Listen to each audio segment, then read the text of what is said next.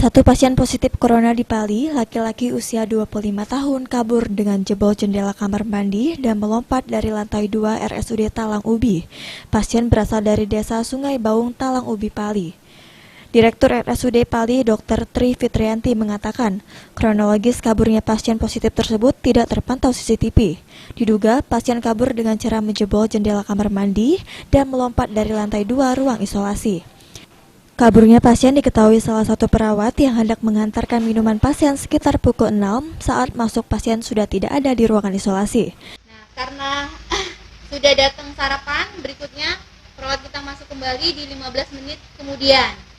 Saat mau memberikan sarapan, pasien tidak berada di ruangan kamar. Kemudian perawat kita ke kamar mandi.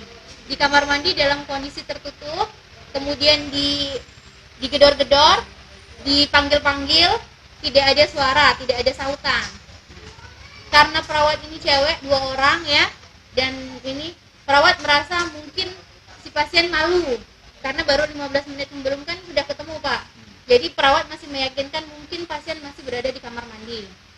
Nah, karena di ruangan isolasi itu kita memang tidak boleh terlalu sering ke posisi pasien ya, karena memang pasien terkonfirmasi positif. Jadi ketika kita mau menemui pasien memang harus ada sesuatu hal yang memang penting.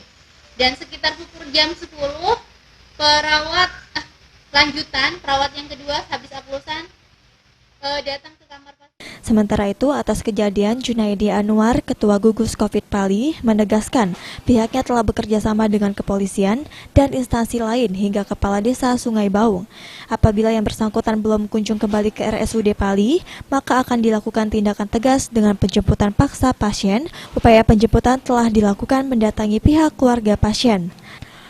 Namun, dari pengakuan keluarga, pasien tidak ada di rumah. Untuk pasien yang kabur dinyatakan positif sesuai hasil swab dan telah berada di ruang isolasi RSUD Pali selama 7 hari.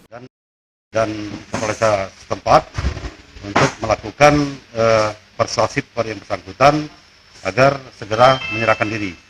Namun hingga saat ini yang bersangkutan belum diketemukan dan kami tetap menghimbau kepada pihak keluarga agar menyerahkan yang bersangkutan untuk dilakukan isolasi kembali.